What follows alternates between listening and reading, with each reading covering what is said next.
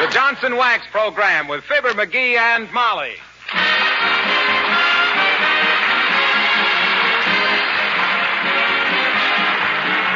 The makers of Johnson's Wax, Johnson's Car New, and Johnson's Self-Polishing Glow Coat present Fibber, McGee, and Molly, written by Don Quinn, with music by the King's Men and Billy Mills Orchestra.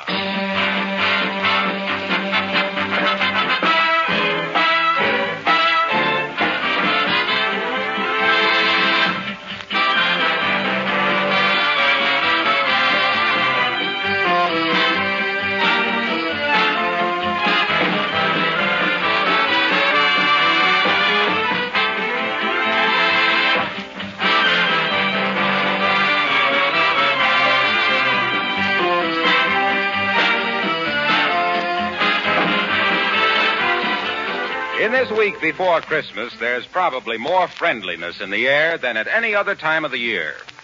As we grow older, it's not the gifts of Christmas that we feel, but the friendly spirit back of them, the good smile, the warm hand clasp of neighbors and friends.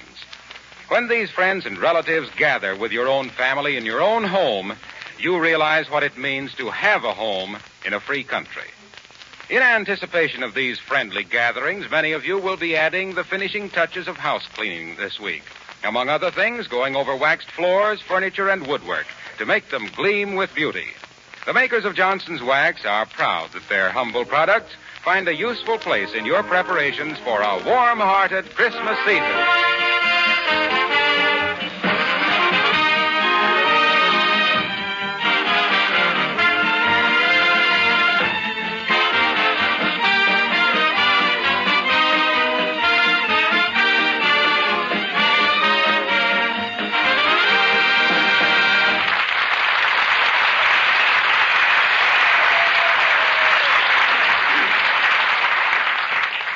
Have you ever waited till the last minute to buy your Christmas tree, only to find that the dealers were all sold out?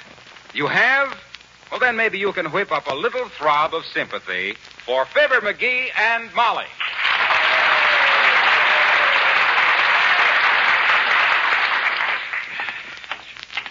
Well, I'm afraid it's no use, McGee. We've been to 7 different lots, and we haven't seen a loose spruce.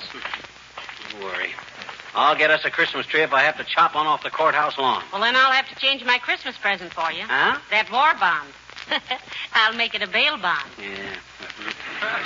Say, why on earth didn't you go buy a tree last week as I suggested? Because they were asking ridiculous prices, that's why. Most of them slum-raised lumber jerks were asking $7.50 for a bow-legged little balsam no bigger than a whisk broom. You think they get cheaper as they get scarcer? That ain't the point. The point is to find the guy that's overstocked, see? Afraid he isn't going to get rid of them by Christmas. Get one for a song that way. We should have brought Nelson Eddy with us then. I've heard you sing in the shower, and that soapy opera of yours wouldn't get us anything but a raspberry bush. Merry Christmas, Mrs. Nesmith. Who was that? Mrs. Nesmith. Oh. Say, there's a lot right along in here someplace where the guy had 1,000,000 trees last week, and he can't possibly... Oh, here it is. Come on. Oh, that must be the salesman. I beg your pardon, sir, but is that Christmas tree for sale? And if so, how much... Well, heavenly days, Uncle Dennis. Hello, Molly, darling, and Fibber, Hi, Unc. Where's the sap in charge of the saplings? We want to negotiate for a live log. Well, now, I'm sorry, lad. I am indeed. The gentleman in charge of this Christmas tree lot, a fine lad by the name of Monahan, may his pretzels never grow soggy, as he is one of the grandest guys that ever tripped a fruit peddler to take his hungry mother a big juicy apple, has closed up and gone home. Yeah, but we wanted to buy this Christmas tree, Uncle Dennis. Yeah, not that it's much of a tree. I've seen better fur on a mouse. Well, now, isn't it a shameful thing that you should be too late and all like that? It was only 10 minutes ago, lad, by your very own wristwatch, which I happened to be wearing as it was lying about loose in your top dresser drawer, and I don't happen to have one myself. It was sold. Oh, dear, but there's no sales tag on the tree, Uncle Dennis. And who, may I ask, was stupid enough to dish out good dough for that beetle-bitten hunk of tumbleweed? 'Twas myself. You? You? You bought the last Christmas tree in this lot, knowing that we didn't have one? Now. And how was I to know that a smart gazoo like yourself would be getting caught without a tree? It was a bargain given to me by my good friend Monahan, who is quite a man at singing the camalias, which are a regular feature of Grogan's beefsteak dinners. May they soon be resumed when Hitler, the dirty little house painter, gets his comeuppance and Hirohito finds our heroes turning on the Hito. But say, why do you want a Christmas tree, Uncle Dennis? You live with us. Come on, Unc, sell it to us, will you? What do you say? Whatever you paid for it, I'll toss an extra 2 bits on the drum. 2 bits, that I could not do, lad. Huh? 'Twas buying this tree for a dear friend I was. And there ain't enough money in the world to make Dennis Driscoll betray a trust. And the very idea is enough to make my old father, may the little people keep his pipe lit for him, look down and say, would you think of making it $2 extra now? No, I wouldn't. That's ridiculous. Very well, you can't blame a man for trying to pick up a couple of bucks. A very Merry Christmas to you. Oh, to run on the tales because...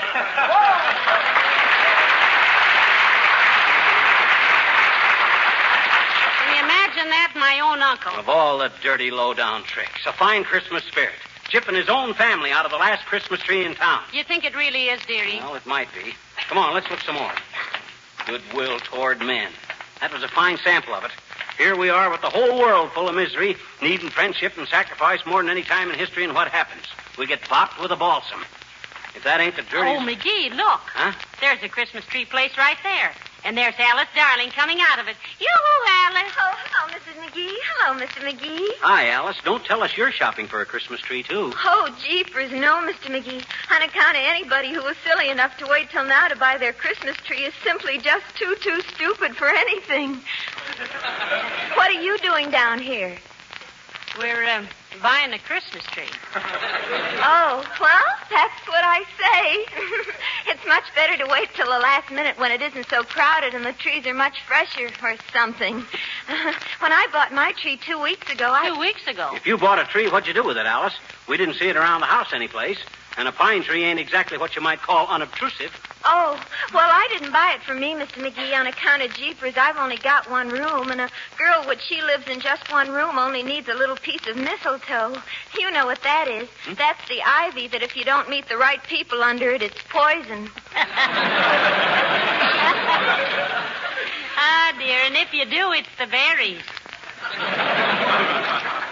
Why, Molly. Oh, I just love Christmas time because that's when you can dash up to people and kiss them like it was a sudden impulse.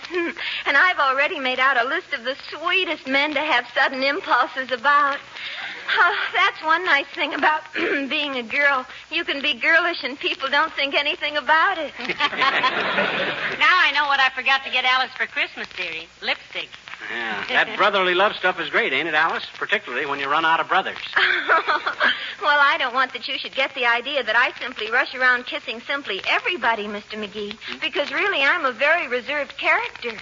You know, once I was in love with a fellow for 3 years, and he never even held my hand, and then he married another girl. Oh, who was that, Alice? Cary Grant. Creepers, I'd like to have met that man. Well, I hope you find a Christmas tree, Mr. McGee. Goodbye now.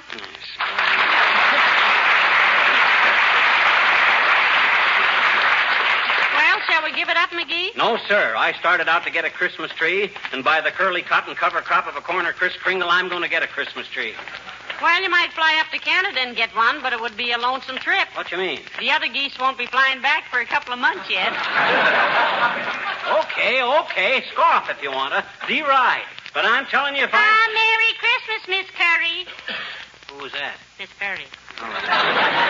I'm telling you, Molly, when I set out to get a Christmas tree, by George, Hey, here's a place on the corner here. Oh, yeah. Come on. Say, Alice Darling might have told us she was getting one. She could have got us one at the same time. Well, what do you expect of people? Consideration? It's no wonder they always picture Santa Claus as a fat mug standing there holding the bag. My gosh, people... Oh, look, McGee, this place seems to have plenty of trees. Yeah, they had plenty last week, too. And the guy that runs this pocket-picking concession thinks no more of a quarter than I do of my left leg. Pocket-picking concession. Pocket-picking papa. That guy wouldn't lend you a match without 4 cosigners.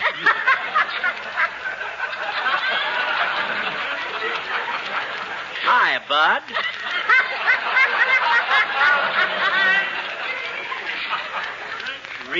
Remember me? Yeah. You were the guy last week that waved a dollar bill at me. And for that, I was supposed to sell you a 12-foot tree, deliver it, trim it, sing 3 Christmas carols, and carve you a turkey. Listen, we couldn't get a turkey. We're having chicken. Yeah, we're having turkey. Now, don't take me so literally, Molly. Look, Bud, if you have a nice, reasonable price tree, we might Yeah, we got only one left. Better take it quick, dearie. Not so fast. They like to haggle a little bit. Now, which tree is it, Bud? If it's the right size... You're leaning on it. Heavenly days, that one? You call this broken-down bird sanctuary a Christmas tree? Well, I've seen better trees than that in an old pair of tennis shoes. That moth-eaten bramble looks like it was raised in a cold hothouse. How much is it, sir? Much too much, lady. The price is way out of line. If I was you, I'd skip it. Don't tell me how much I can pay for a tree, Bud. I'm not as poor as I may look. I hope not, friend. You look like a holdout from a handout. Well, how much? $12. $12? $12 for that sad-looking cedar? Why, that cone carrier's got more broken branches than the Berlin Public Library. And look at those bare limbs. You could sure find a haystack in those needles. And besides, last week you only wanted $9 for the same tree. Well, last week the town was full of Christmas trees. And furthermore, Oh, hiya, Mr. Wilcox. Hello there, Louie. How are you, Molly? Hiya, Fibber. Hello, Mr. Wilcox. Hi, Junior. What you looking so happy about? Who, me? No, I don't know. Just the old Christmas feeling, I guess. I love this time of year, don't you? No, I guess everybody does, Mr. Wilcox. Got your Christmas window shopping all done? Just about. And I suppose the presents are all piled up at your house. We stack them on the piano, Junior. Yeah, and from the looks of the Christmas tree situation, that's where they're going to stay, too. Yeah. Oh, so what? It won't hurt anything. Not when anyone keeps the piano and woodwork and lampshades and windowsills and everything protected from scratching and holiday wear and tear like you do with Johnson's wax. Oh, it's nothing. You think it's nice, Junior? You think it's nice to be so commercial about Johnson's wax on a holiday like Christmas? You think that's very couth? This, pal, is Tuesday. Christmas is Saturday. And on Saturday, I say nothing about Johnson's wax. I merely say things like, thank you. And, gee, that's wonderful, but you shouldn't have done it. And, very little ice in mine. And stuff like that. Well, personally, we've been so upset trying to get a Christmas tree, Mr. Wilcox, that we haven't... Excuse me, Molly. Hey, Louie, how much is this tree here? $12, Mr. Wilcox. It ain't worth it, frankly, but it's the last one I got. I'll take it. Here's 15, and wish yourself a Merry Christmas with the rest of it. For $3, I can wish myself 6 Merry Christmases. Thanks, Mr. Wilcox. Hey, wait a minute. I was dickering for that tree myself, Wilcox. Now, looky here, Louie. To you, friend, the name is Mr. Zambowski. And we can't do no business. The tree is sold. You see, Mr. Wilcox, we were... Gee, I wouldn't have had this happen for anything in the world, folks, if I'd only known you wanted it. I thought you were merely friends of Louie here. He should live so long. They say a man can't have too many friends, but in your case, Bud, it would be too many. Now, look, Wilcox, we haven't got a Christmas tree, and we were merely trying to decide about this. Believe me, pal, believe me, I'm terribly sorry. Oh, to think that I should walk in and grab it right out from under your nose. Oh, gee whiz. I ought to be ashamed of myself. I'll take it with me, Louie. Well, I'll see you later, kids. To think that I should pull a shabby trick like that on my best friend. Well,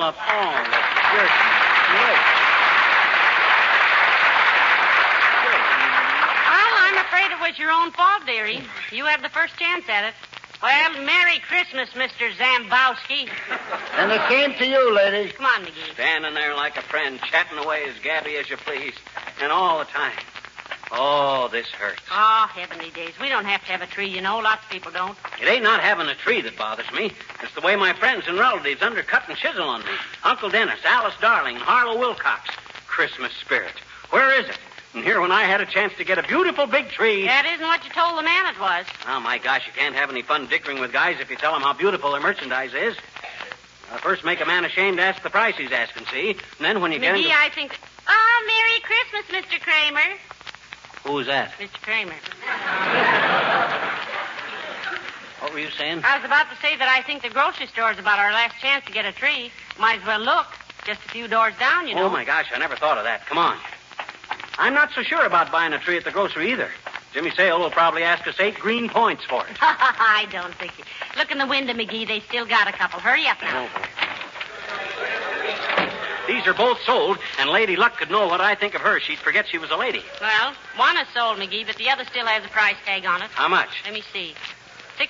Oh, boy, that's a deal. I'm going to grab onto this till the clerk gets here, too. Anybody that gets this tree away from me will have to start trimming it with my 2 arms. Well, as the taxi driver said when Einstein got out of the crowded cab, this is certainly a mind off of my load. Yes, sir. Next time, maybe you'll believe me when I tell you that I know what I'm talking about. Hello there, Fibber. Hello, Molly. Hello, Dr. Gamble. Hi, Doc, old man. Happy Yuletide and all stuff like that there. Why are you hugging the tree, McGee? Just a nature lover, or are you going to climb it and hunt for bird's nests? Oh, he's just making sure nobody beats him out of it till the clerk gets around to him, Doctor. Yeah, till this deal is signed, sealed, and delivered, I stick to this trunk like a baggage label. Pretty nice little spruce, eh, Doc? Spruce. It's not a spruce. Douglas fir. Douglas fir. I thought it was a balsam. Might be some kind of a cedar. Might be some kind of a cypress, too, but it isn't. You know, my cousin had one of those on his farm near Peoria. We squeezed apples in it every fall. In what? A cider press. Oh. I didn't say cider press. I said cypress. Oh. The cypress is a symmetrical evergreen common to the western United States. Very interesting study, that of our non-deciduous trees. The pine tree, like most coniferous trees, is an evergreen, the larch being a conspicuous exception. Oh, are you an expert on plants and trees, Doctor? Well, it used to be a hobby of mine, Molly. Botany is a very interesting subject. Of the two, which do you like best, Doc? Of which two? Plants and trees or botany? Why, they're the same thing, dearie. I had it in high school. In fact, I was the pistol-packing mama of the lily collectors. I thought maybe Doc knew so much about him because he was a tree surgeon at heart. No, but if I ever hear of a sap needing a transfusion, I'll know where to come. Oh, yeah? I'd show you who was a sap if I dared let loose of this tree for a Oh, minute. now, boy. One excuse is as good as any, McGee. Yeah. By embracing that tree, you're probably saving yourself a few very spectacular contusions. Is that so? Yes. Why, you unreasonable facsimile of a male brother.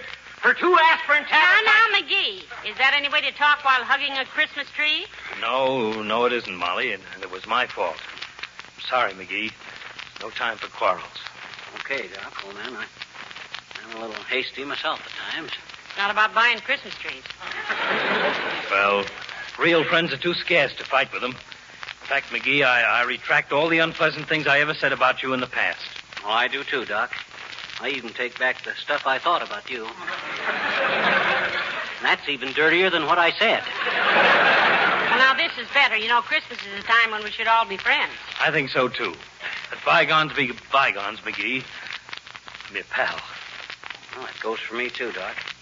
Here, I'd like to shake your hand. Good. So would I. Isn't that nice? Wait till I get untangled from this weeping willow here, and put her there, Doc. I think this is one of the sweetest things I ever Hey, saw. all right, Doc, let go of my hand. Now, wait a minute. Hey, Joe. Yes, Doctor? Hey, put that Christmas tree in my car, will you? What? Hey, wait a minute. What the... Now, look, Doc, Pay for it the next time you come along. Doggone it, Doc, let go of my hand, will you? You double-crossing double... Doc Gamble, come back here with that Christmas tree or I'll...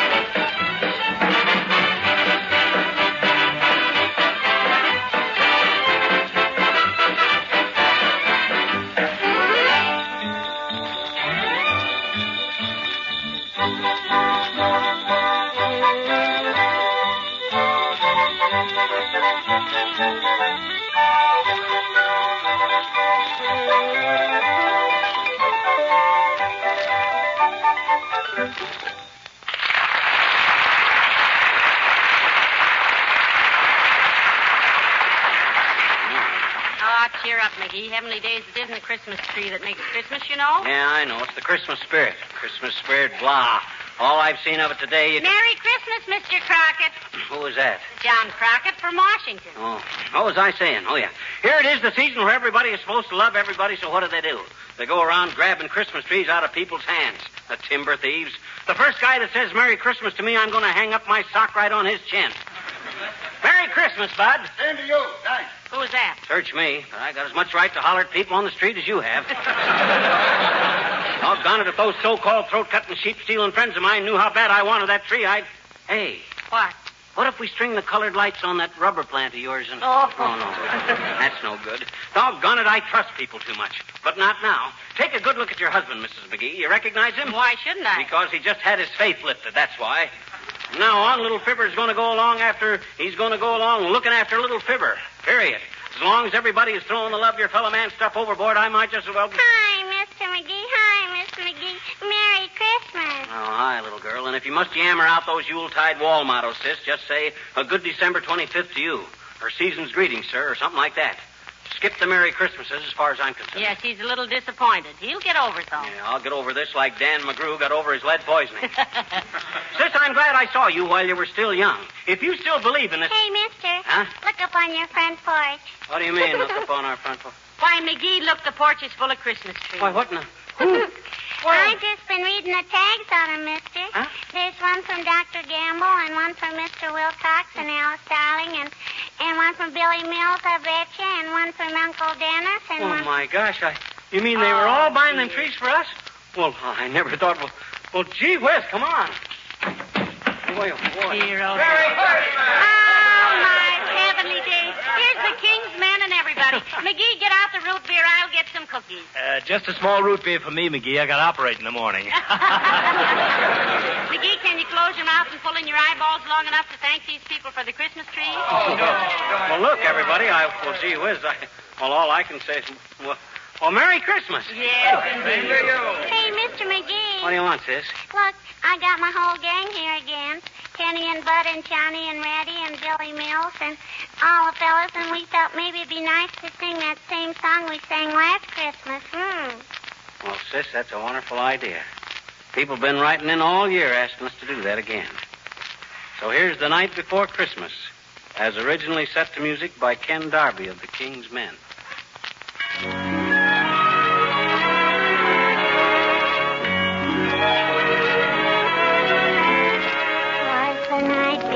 Christmas and all through the house, not a creature was stirring, not even a mouse.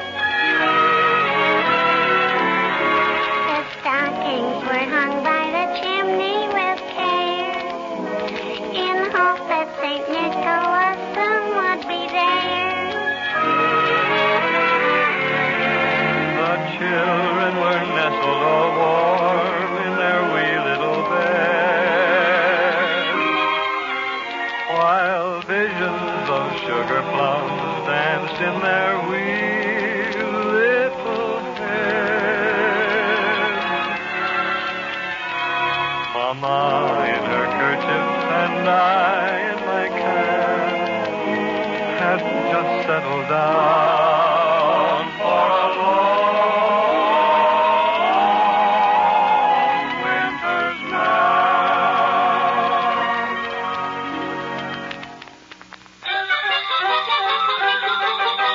When out on the lawn there arose such a clatter, I sprang from my bed to see what was the matter.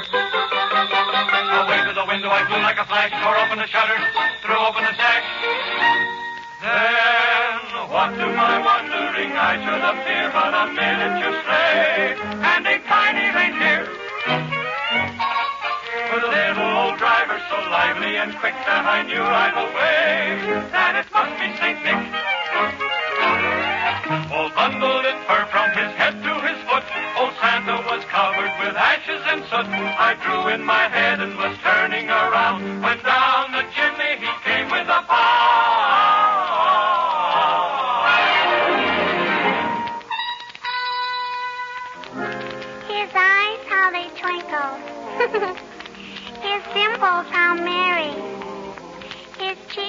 like roses.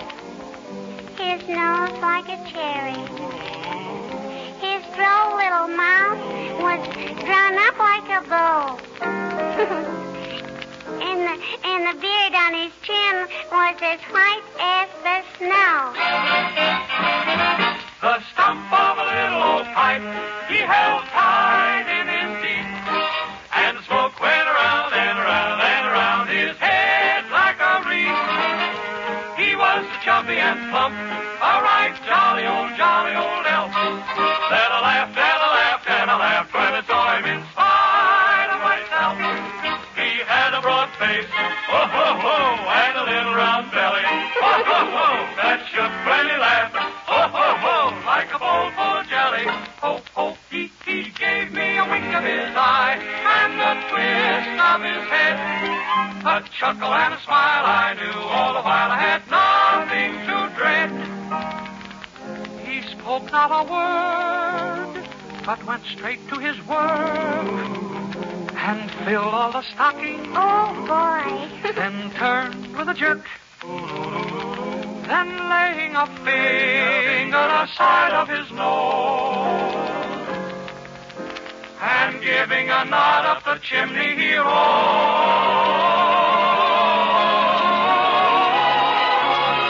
He sprang to his sleigh, to his team, gave a whistle, and away they all flew like the down of a thistle.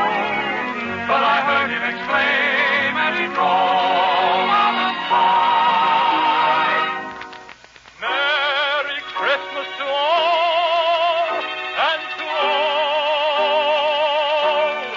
good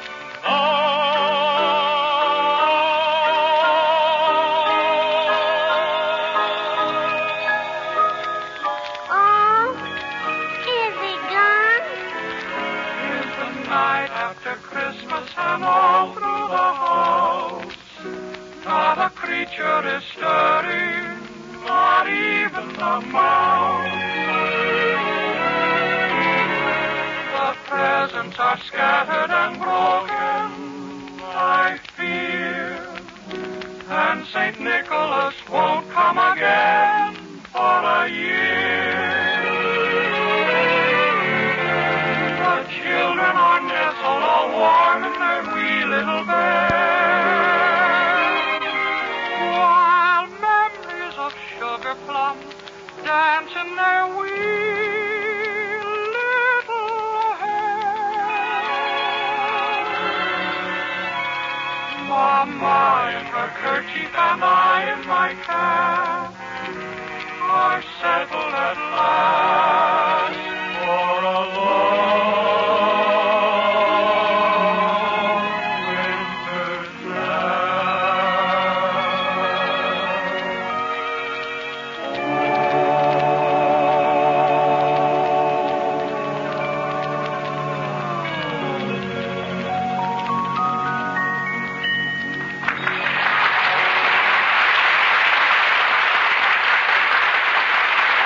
Ladies and gentlemen, most of you have brothers and fathers and sons, yes, and maybe daughters in the service, here and overseas. Yes, so when you write to them next, please tell them they have the sincere and heartfelt wishes for a speedy and safe return and a Merry Christmas from Fibber, McGee, and Molly. good night. Good night, all.